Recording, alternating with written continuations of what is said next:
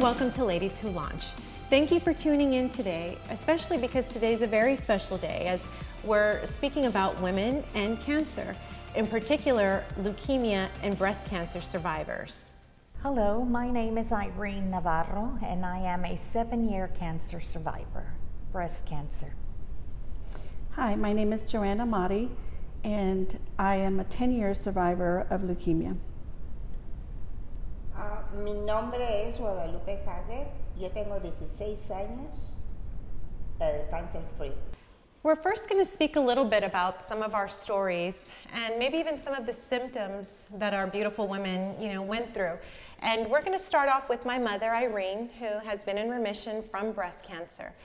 So, Mom, I wanted to ask you a little bit about some of the symptoms that you were first having and how you found out or felt when you got cancer. Okay, I went for my yearly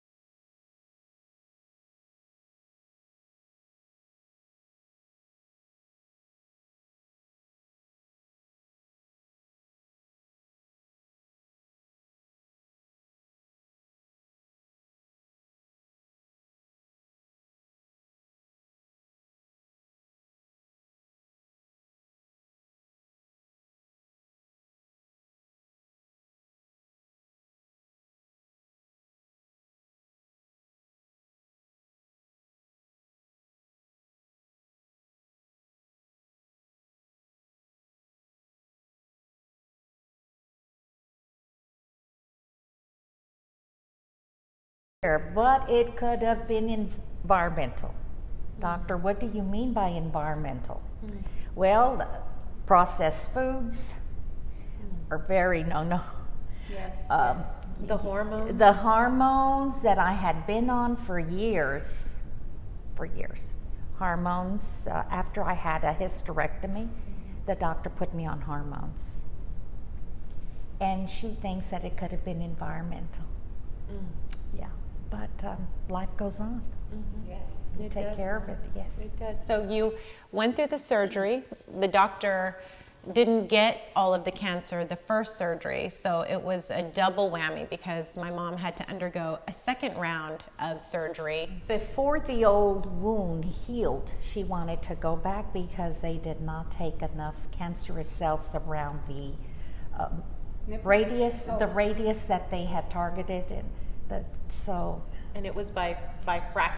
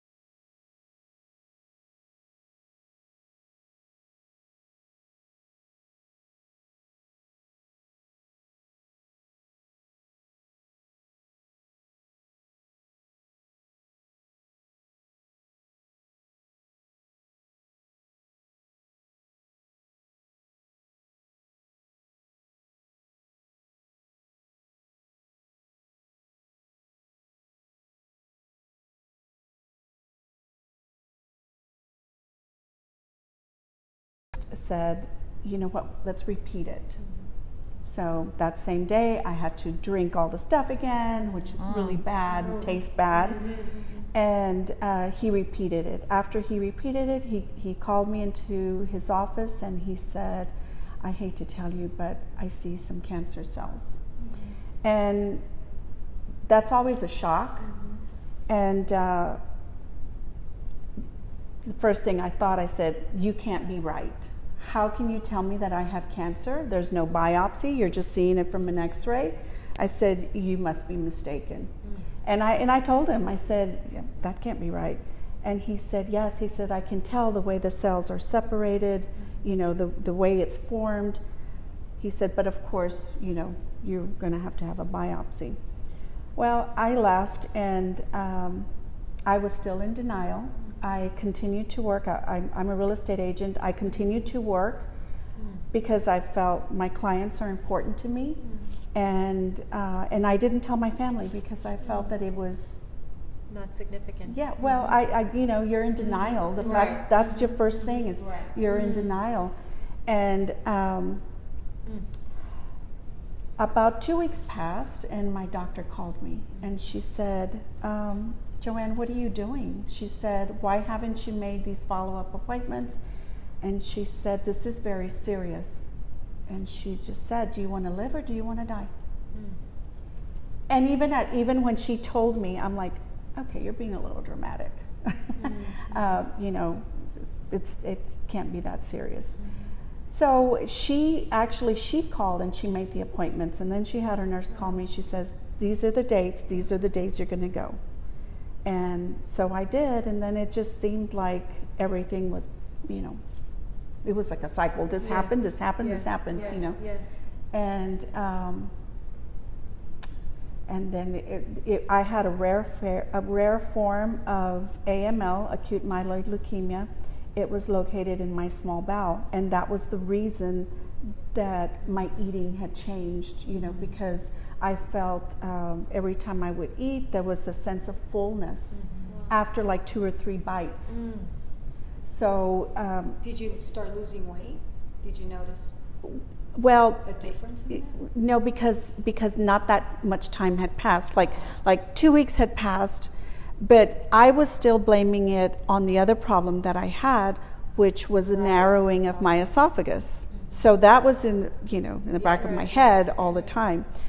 But when they did do and the biopsy was very, very painful because where it was located in my small bowel, they had to go through my back. It was a CT guided biopsy. So, and you have to be awake for that. So they, you know, it was very painful. And then when they did get the results back, it was positive. It was called acute myeloid leukemia. But it was the reason I say it was rare was because it wasn't detected in my blood. The sarcoma was diagnosed as a leukemia. Now, if it would have gone longer without being removed, then it would have spread to the blood. Wow. So, you know, I had to have a bone marrow right away, and the doctor that I went to, it was very painful. But straight after that, then they wheeled me into the hospital, and I had a part of the bowel a resection of the bowel to remove the sarcoma. And then it was just like I went home, and after I was home, I developed a fistula. And a fistula is a small hole in the bowel that, sometimes the bowels are very vascular. Anytime there's, some kind of surgery on them, you run the risk of developing a fistula. And then, I had to be taken to the ER. My son had just, because of everything that my first surgery, when I went for the first bowel resection, I suffered a pulmonary embolism. And when I suffered that pulmonary embolism, they lost me for like close to 3 minutes.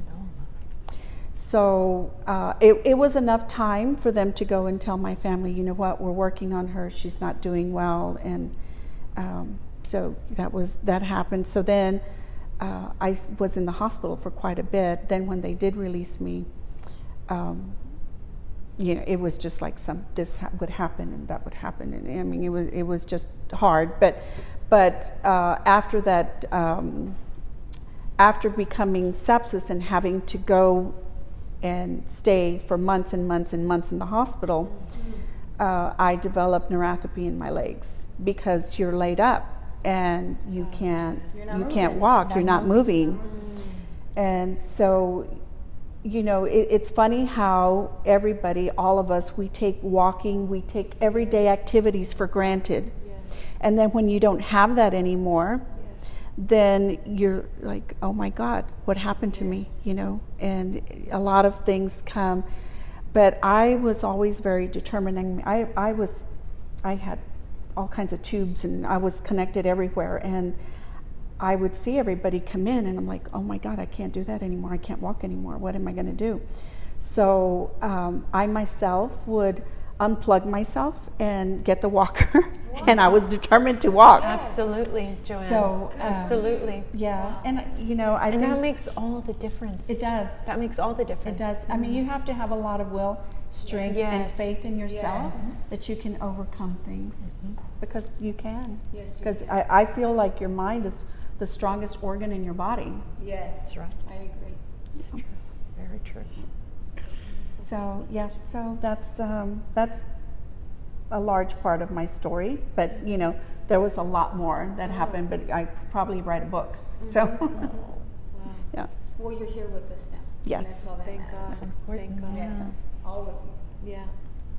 Because this particular episode is very special, not only for the cancer, but also because we're a bilingual, all of us speak Spanish and English, I would now like to introduce Lupita, who will be speaking in Spanish a little bit about her history and her experience with breast cancer. Lupita, quería invitarle a decir sobre su experiencia con el cáncer. Sí, como no, mira, yo tenía aquí en la axila una bolita y siempre iba con el doctor y me decía que no me la cuidara, que no creciera, que era grasa. Ok, pues pasaron los años, porque esto lo tuve por 20 años. Ok, y después, la última vez que fui al doctor, le dije al doctor, ¿sabe qué? Me duele mucho mi brazo. Al tener movimiento, me dolía. Y el doctor me dijo, a ver, vamos a examinarte. Y me hizo el examen anual, ya que estaba yo ahí, dijo, te vamos a hacer todos los exámenes para estar seguros qué es lo que tienes. Me mandó a hacer los exámenes, me mandó a hacer una biopsia, y ella sabía que yo tenía cáncer, pero no me lo dijo porque soy una persona muy nerviosa, y él sabía que no lo iba yo a aceptar, que me iba a desmayar o que iba yo a hacer algo. Él le dijo a mis hijas, pero mis hijas tenían miedo también.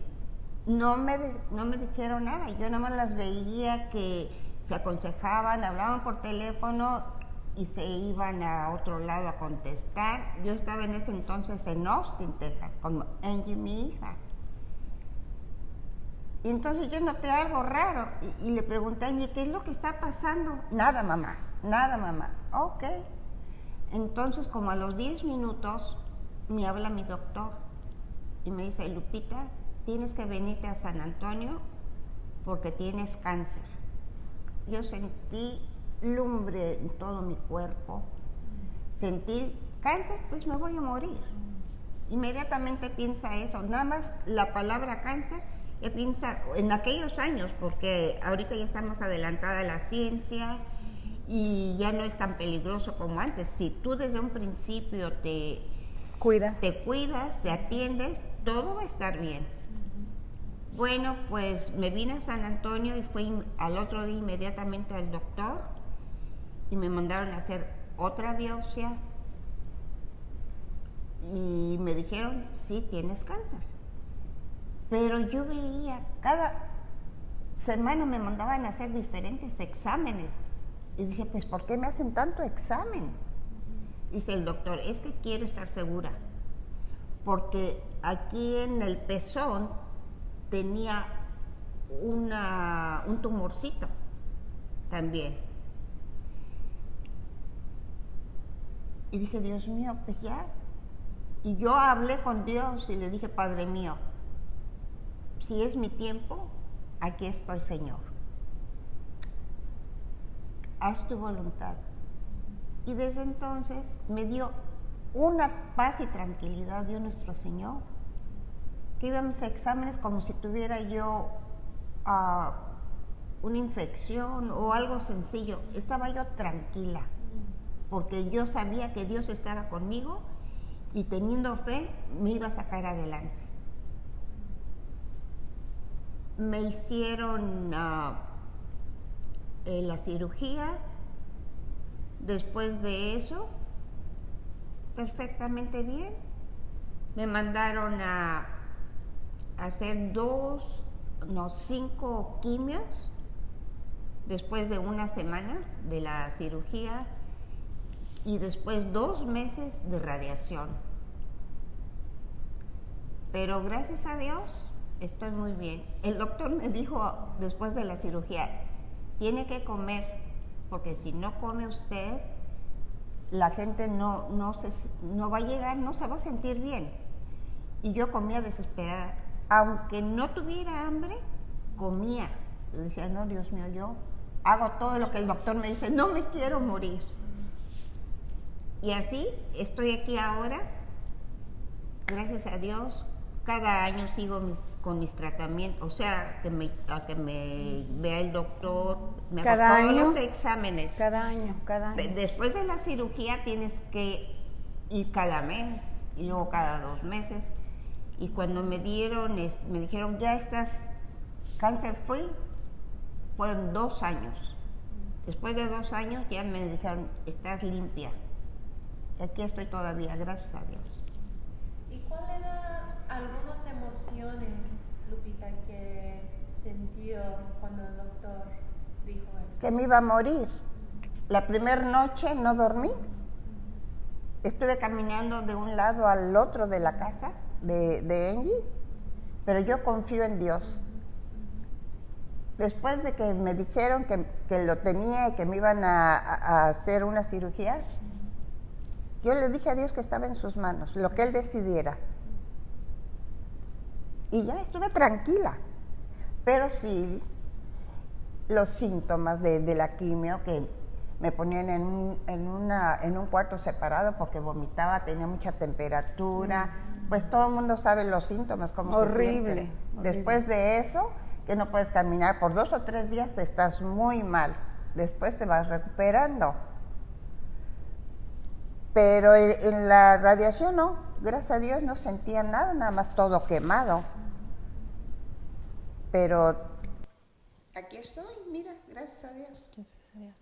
And I think in some of the moments, I think another big word that comes to mind is desperation, you know, for maybe almost feelings as if your body has been almost traitorous to you. You know, it kind of came out of nowhere, you know, these cancer cells. I know that, you know, with my mom, for example, it was a big shock because, like she was saying, there was no signs or symptoms other than feeling something a little bit different from one day to the next in the shower. Did you feel any of those feelings of desperation, Joanne? Especially, you know, because I know yours went through terrible complication after complication. You know, was there finally a moment where you just thought, you know, I'm tired? You want to give up? No, I don't think so. And I think that was a big part of my recovery, was that I always tried to keep positive. Yes. And a lot of things happened. I mean, you know, I had the pulmonary embolism. Yes. One of the first chemo treatment that I had, my blood pressure had dropped dangerously low. That I had PICC lines, and when they rushed me to the ER, they would not use the PICC lines Well, one, because your PICC lines are usually designated for transfusions, for this and that. But I had no veins for them to start an IV, so they had to start an IV here, which was the most painful thing. I always say that if I wasn't going to die from having a heart attack there, I was going to die from that IV stick, because that was very So painful. painful. But no, you know, I always try to keep positive. That was Wow. that, to me, that was really important, to keep positive. And another thing too, there was always something happening. There was no time for me to even think. Right. So, because there was always something happening. Right. My last chemo, I had gone into the hospital to have platelets transfusion, and I developed a temperature. So if you have a temperature, you cannot get transfused. So the doctor decided to go ahead and admit me into the hospital. On the way from the room where they give you the transfusions into the hospital, I suffered a stroke. And I was in a coma for 3 weeks. When I opened my eyes and I realized, the doctor told me, "Oh, welcome. Thank you for waking up." She said, "We were just about to open up your head." And I'm like, "What?" Because you know, you don't even know what's going on. And I didn't even realize that I was there already for 3 weeks. But you know, thank God. I mean, if you look at me today, nobody can tell that I've had a stroke. Yes, yes. And I think what's important too, just because I took care of my mother when she was I'm the youngest of 3, so I was the one still at home with her, and I never lost faith, and she is a woman of faith, always has been. But you need that strong support team. Even though I saw my mother, to me, my mother is the most hardworking, the most beautiful woman inside and out that I've ever met in my life. She's my role model, you know, amazing human being.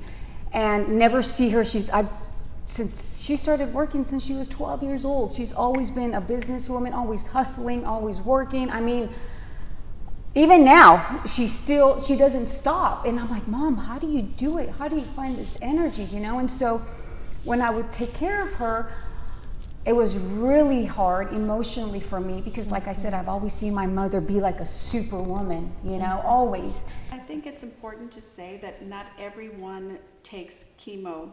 It's like the way Lupita had chemo, she had vomiting and other symptoms. When I had chemo, I never did get nauseous. A little bit, but because I had surgery and it was in my stomach and it was kind of different. But I think the most important thing is, like, people need to drink lots of water, and they encourage you to drink, because the drinking water helps flush the chemo out of your body. Wow. Yes. And that was one of the reasons that I was taken to the ER the time when my blood pressure had dropped, was because I was not drinking enough water. Because it's very hard when, you know, you're trying to walk and you're trying to and then to motivate yourself to drink. If you don't have somebody on there, you need to drink, you need to drink, you need to drink, because you just won't do it. Yeah, You know, that's true. you don't, I mean, just like how many of us really drink water as much as we're Right. supposed to now, Absolutely. much less when you're sick. Absolutely. So, Absolutely. And in my case, with the radiation, 3 months of the radiation that I had, I really, maybe the first, after the radiation, I would come home and take a nap. Yeah, I did you get slept a lot. very sleepy. You slept a lot. And You I slept was a lot. fine. I'd get up and eat lunch or whatever the case was, but mine was not as rough as. And I didn't let you lay down too much. I No, would Elizabeth, get up, Mom, you got to get up, you got to walk, you you need got to to. move. And having somebody with you during this difficult time, that's why it is important to have a social outlet as far as your friends, your family. You need somebody at this critical time, I think. Get up, let's do this, let's do that, let's pray, Let's go have coffee. Something, yes. That, by the way, that's how I met Lupita. And I want to thank you, Lupita. I met her right as the two girls got together, and they said, well, my mother, Liz says, has had cancer. Why don't you let my mother talk to your mother? And sure enough, about a day later, we met at the coffee shop, and we've been friends since. Yes, but she walked me through this. Irene, te vas a tener que levantar, a ponerte tu maquillaje y lo que tienes que hacer para ti lo vas a hacer después del radiation. Sure enough, I would actually put on makeup. I think Lupita came one day to see me. Mira que bien te miras, and it was that I had gotten up, and you have to force yourself to do a lot of little things. If you want to leave, you have to force yourself To leave the house. to. Because even that's hard. Yes. Yeah, and I Getting think dressed. it's important to have your network of friends, because remember, you're a cancer patient, but you still have to live. Your family still has to work. Your children still have to go to school. Life continues. But if you have a small network of friends that can support you, and that maybe they don't work, they can go and visit. Yeah, that's very important. That's very important. Yes. Oh, it's like a hole you're in, but once you have that network of friends or even groups, I started to do yoga because my daughter says, Mama, you need to get up and exercise. Well, I did yoga, and the teacher was wonderful. Just wonderful, and she knew what I was going through, and she saw my arm was filling up with a little bit of fluids, and she would watch that arm constantly. Irene, pick it up higher, or this, but I think I have my mobility pretty well. And Through I exercise through and the little exercises. moving those yeah. joints, and The muscle. It helps with recovery. So ladies, thank you for tuning in, and together, let's launch.